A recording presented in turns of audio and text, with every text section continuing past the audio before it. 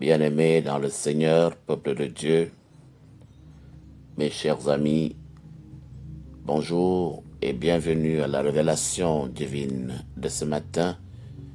Révélation divine qui aura pour titre « Le Seigneur est partout, il voit tout et il sait tout, il contrôle tout, rien ne lui échappe, inutile de te cacher de ta face. » Le Seigneur est partout, il voit tout et il sait tout. Rien ne lui échappe, inutile de te cacher devant sa face. Bien-aimé peuple de Dieu, je vous invite à cet effet à lire avec moi dans les psaumes, psaume 139. Je vous propose de le lire du début à la fin, mais compte tenu du temps qui nous est imparti, je lis juste une petite partie, voici ce qui est écrit. Où irai-je loin de ton esprit, et où fuirai-je loin de ta face? Si je monte aux cieux, tu y es. Si je me couche au séjour des morts, t'y voilà. Si je prends les ailes de l'aurore, et que j'aille habiter à l'extrémité de la terre, de la mer, là aussi ta main me conduira et ta droite me saisira. Si je dis au moins les ténèbres me couvriront, la nuit devient lumière autour de moi. Même les ténèbres ne sont pas obscurité pour toi. La nuit brille comme le jour et les ténèbres comme la lumière. C'est toi qui as formé mes reins. Oui, c'est toi qui m'as tissé dans le sein de ma mère. Parole du Seigneur. Bien-aimés peuple de Dieu, mes chers amis, une fois de plus, bonjour, et que la paix du Seigneur qui surpasse l'intelligence des hommes reste et demeure en chacun de vous et en nous tous, dès à présent, demain et pour des siècles et des siècles. Je suis le pasteur Frankie Evina Ondwa pour vous servir. Mes chers amis, peuple de Dieu, j'ai une bonne nouvelle pour vous, une bonne nouvelle que le Seigneur me charge de vous transmettre ce matin. Cette bonne nouvelle est que le Seigneur est partout. Le Seigneur voit tout. Le Seigneur sait tout. Il contrôle tout ce qu'il veut. Il ne sert donc à rien d'essayer de lui échapper. Il ne sert à rien d'essayer de se cacher loin de sa face. C'est tout simplement impossible. Cela suppose que tout ce que nous faisons là, nous nous croyons cachés.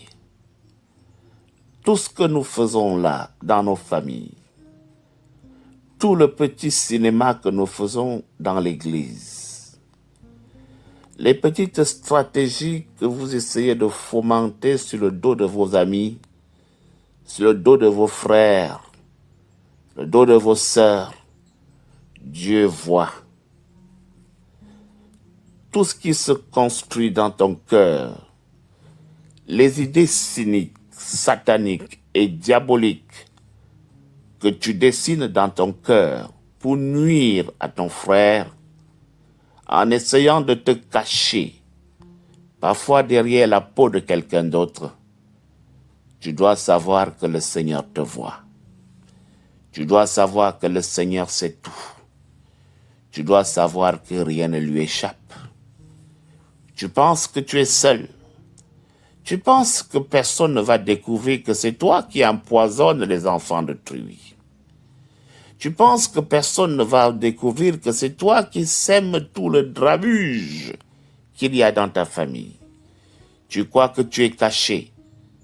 Mais le Seigneur te révèle ce matin qu'il te voit. Il te révèle ce matin que rien ne lui échappe. Les conspirations diaboliques, les autels sataniques de famille, tout ce que nous faisons, parfois nous croyons que nous sommes seuls. Parfois nous croyons que nous sommes en cachette. Mais l'œil du Seigneur est sur toi. Alors, lorsque tu commences à fomenter un coup, regarde autour de toi, le Seigneur te voit. Oui, rien ne lui échappe. Il a l'œil partout. N'oubliez pas que c'est lui qui a créé toutes choses. Et son esprit est partout. Dans les ténèbres, il est là. Sous les eaux, il est là. Dans les airs, il est là. Dans la lumière, il est là. Il n'y a nulle part dans ce monde où vous pourrez vous cacher de la face du Seigneur. Il faut donc que tu saches que si tu réussis à mener jusqu'au bout ton forfait, ce n'est pas parce que personne ne t'a vu. C'est parce que le Seigneur te laisse faire pour que tu ailles au bout de ton esprit et de ton plan machiavélique. Et rassure-toi, tu répondras de tes actes. Chers amis, peuple de Dieu, même lorsque tu as l'impression d'être hors de son contrôle, parce qu'il y en a qui s'imaginent qu'il peut se retirer du contrôle de Dieu, vous qui allez à la sorcellerie. C'est parce qu'il décide de te laisser divaguer. Il décide de te laisser errer. Mais tu dois savoir que c'est juste pour un temps. Et dans un but précis, il te laisse continuer. Il a bien laissé Jonas monter sur le bateau pour lui échapper. Jonas a fait tout un cinéma. Il est monté, il est descendu, Dieu le voyait. Il aurait bien pu arrêter Jonas un peu plus tôt, mais il a laissé que Jonas prenne la barque, le bateau, pour fuir. Il a laissé qu'il s'installe au milieu des hommes. Il a laissé que le bateau démarre. Et il l'a quand même rattrapé dans la foule. Même au milieu de la foule, même dans un avion, dans un bateau, dans une voiture, dans un champ, quel que soit l'endroit où tu te trouves, l'œil de Dieu est sur toi. Finalement, mes chers amis, c'est un grand poisson qui va ramener Jonas là où le Seigneur voulait qu'il soit.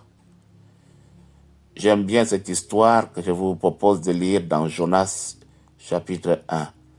Lisez un peu cette histoire. Elle va vous montrer très clairement qu'on ne peut pas fuir Dieu. On ne peut pas échapper au contrôle de Dieu. Je pense que la meilleure attitude que l'homme devrait avoir face à cette réalité consiste plutôt à chercher à en tirer le meilleur profit. Le fait que Dieu soit partout et qu'on ne puisse lui échapper, tout ce qu'il y a à faire de mieux, c'est de chercher à capitaliser cette réalité. En effet, la question n'est plus Dieu est partout, Dieu sait tout, que faire? Il faut plutôt se demander si Dieu est partout et si Dieu sait tout, comment est-ce que moi je peux en bénéficier? Comment est-ce que je peux profiter de cette situation? Voilà la bonne question. Voilà la bonne question. Comment je peux profiter? Puisque c'est un fait, je ne peux plus faire des coups bas. Il sera au courant. Il sait tout. Mais comment faire pour profiter de cette situation? Mes chers frères et sœurs, puisque le Seigneur est partout, puisque le Seigneur sait tout, j'ai plutôt intérêt à en faire mon meilleur ami. Voilà une parade. J'ai plutôt intérêt à faire en sorte que Dieu devienne mon meilleur ami. Parce que si, en fin de compte, le Seigneur est mon ami, alors il veillera à ce que, où qu'il se trouve, mes intérêts soient préservés. J'ai donc là un allié de taille dans ce monde, un véritable ami fidèle qui pourra me défendre en cas d'attaque. Un véritable ami, c'est celui qui peut voler à ton secours, pas les amis de ce monde. Parce que les amis de ce monde sont des mercenaires. Ce sont des amis par intérêt. Il est ton ami pendant qu'il cherche à obtenir quelque chose de toi. Et dès qu'il obtient ce qu'il veut, il n'est plus ton ami. Il est ton ami parce qu'il te dépasse. Mais le jour où toi aussi tu essaies de lever la tête, vous devenez des ennemis.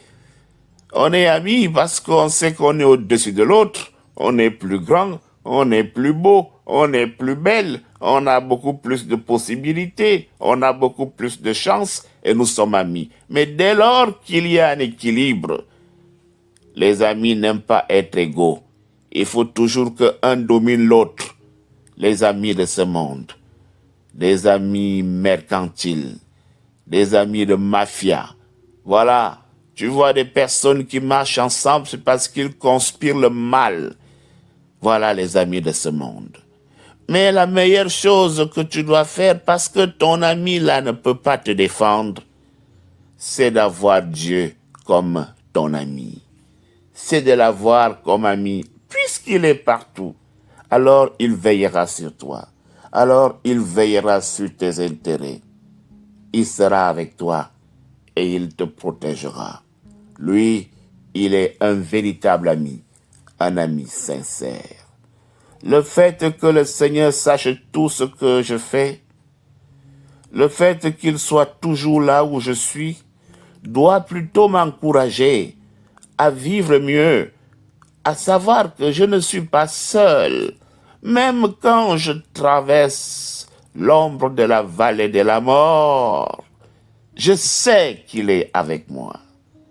Lorsque je suis dans les difficultés, dans les preuves, lorsque je suis malade, lorsque je suis dans une situation compliquée, si le Seigneur est mon ami, puisqu'il voit ma situation actuelle, je peux donc être dans l'assurance qu'il ne m'abandonnera pas.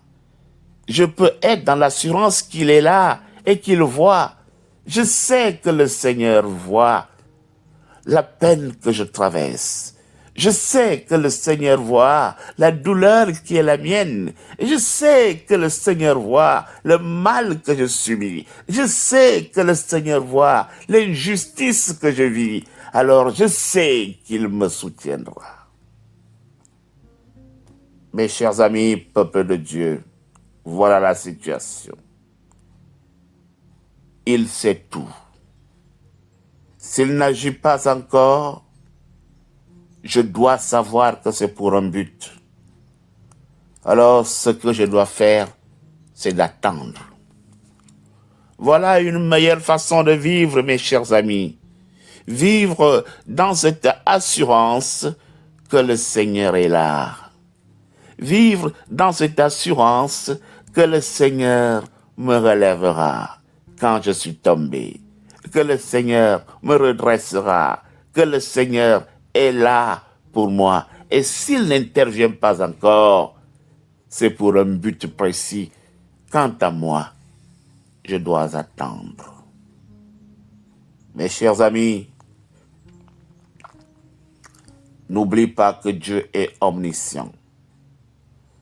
N'oublie pas que Dieu est omnipotent. N'oublie pas qu'il est omniprésent.